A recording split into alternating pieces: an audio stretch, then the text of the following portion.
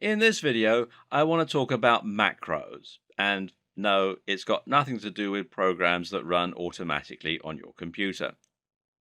In bodybuilding circles, there's a diet called IIFYM. This stands for if it fits your macros. And it essentially means that you can eat anything you like as long as you eat within certain parameters. The concept began life on forums like bodybuilding.com. In fact, as a response to a lot of inane questions.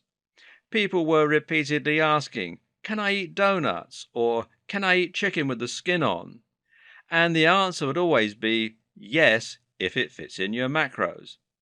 This was eventually shortened to IIFYM, as a joke as much as anything, which eventually evolved to become practically a diet in and of itself, the IIFYM diet.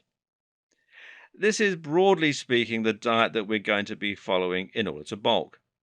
However, there are certain caveats, as we're also going to see. So perhaps the best place to start is, what is a macro? Essentially, a macro is a macronutrient, which is effectively another term for a food group. Macronutrients include protein, carbohydrates, and fats, and together these effectively make up your caloric intake. We don't count fiber because fiber doesn't contain any calories, it just passes straight through. Protein and carbs both count for 4 calories per gram, so if you eat 10 grams of protein, that is 40 calories.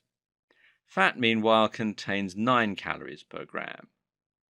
Seeing as you know that you can eat, let's say, 2,700 calories, then this means you'll want to work backwards in order to decide how much of that is going to consist of protein, carbs, and fats, respectively. And the answer to this is going to depend once again on various aspects regarding your biology. Let's take a look. Now, when it comes to building muscle, the most important thing is that you're eating a lot of protein. Protein is basically meat and plant matter, carbon, and this is broken down to create amino acids. You may have heard that we are carbon-based life forms, which basically tells you that humans are made from carbon. So when you consume protein, you're eating literally the building blocks that compose your body. This means protein can help you to repair cuts and bruises, to rejuvenate skin cells, to grow, and crucially, to grow muscle. Thus begins the cycle of muscle building. You work out to break down your muscle fiber, and then you provide your body with rest and with protein, which allows it to restore it again and build it back up. If you're not getting the protein, then you're not providing your body with what it needs to restore muscle, and that means you won't grow. In fact, you'll just become weaker. So now the question becomes, how much protein do you need? And fortunately, you have a very easy and simple answer for that question. 1 gram of protein for every pound of body weight. So if you weigh 170 pounds, you need to eat 170 grams of protein. This will net you 680 calories, which means you now have 2,020 calories left to divide between fats and carbohydrates. Why 1 gram for each pound? Well, that's simply what has been shown to be optimal in studies. Countless studies have looked at this question, and all of them have found that this amount leads to the optimal amount of muscle growth. And you can, of course, go above this number, heading closer to 1.2 or 1.3 grams, which is around 884 calories. But this will start to reach the point of diminishing returns. So now the question is where you'll get your energy from. And the answer is that it again partly depends on you and your aims. Of course, the objective is always going to be minimizing fat gain while maximizing muscle gain.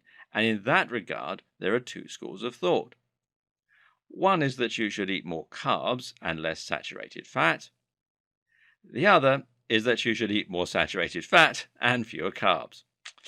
Tricky. So perhaps it's best if we assess each stance. Those who favor saturated fat do so because they believe it will minimize weight gain. It can do this because saturated fat is a slow-release form of energy. That is to say, it takes a long time for the body to break it down and use it as energy. This means it will slowly release energy into your bloodstream, thereby enabling you to go for longer without snacking and prevent you from getting a sudden sugar spike. The concern with carbs is that they quickly release their energy into the body, causing a sudden spike in blood sugar, which is in turn immediately followed by a spike in insulin. That insulin causes the body to use up all of the available glucose in the blood, thereby leaving you feeling exhausted and drained. This is one reason that we often feel sleepy after we've eaten. Saturated fat also has a lot of health benefits, the good kind, because it aids with nutrient absorption, helping you get the goodness from your foods, and it encourages the production of testosterone, because testosterone is made from cholesterol. It's good for the brain, and in general, it's a mistake to leave it out of the diet. Carbs, on the other hand, and specifically simple white carbs, tend to be processed, man-made food with lots of sugar. These are empty calories that don't provide any nutritional value, and thus they aren't terribly good for the body. But on the other hand, a lot of bodybuilders prefer to choose carbs as the dominant macro in their diet. This is because carbs are the body's preferred energy source. That means if you eat a lot of carbs, they're more likely to be used for energy during workouts and movements rather than being stored as fat. They also contain fewer calories in total, meaning you can eat more of them without gaining lots of weight. Some people go as far as to believe that they can effectively eat large amounts of carbs without really gaining too much excess body fat, and see Vitruvian Physique's YouTube video on the subject. And there's more here too, because carbs are actually the preferred energy source of fast twitch muscle fiber. Fast twitch muscle fiber, as opposed to slow twitch, the other type, is the type of muscle fiber that is used for powerful explosive movements such as sprinting or lifting heavy objects.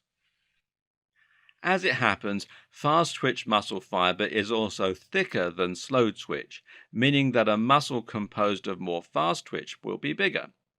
On the other hand, the body prefers triglycerides, fats, when it comes to exercise that requires you to exert yourself over a long duration. This is true for jogging, for example, and for walking long distances. And that's the reason why running is so great for burning lots of fat and getting slimmer.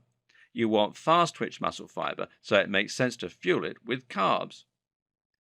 Note that not all carbs release sugar quickly. Slow carbs or complex carbs release energy much more slowly. These are carbs that also contain a lot of fiber and or fat, and good examples include green vegetables, new potatoes, whole wheat bread, brown pasta, etc.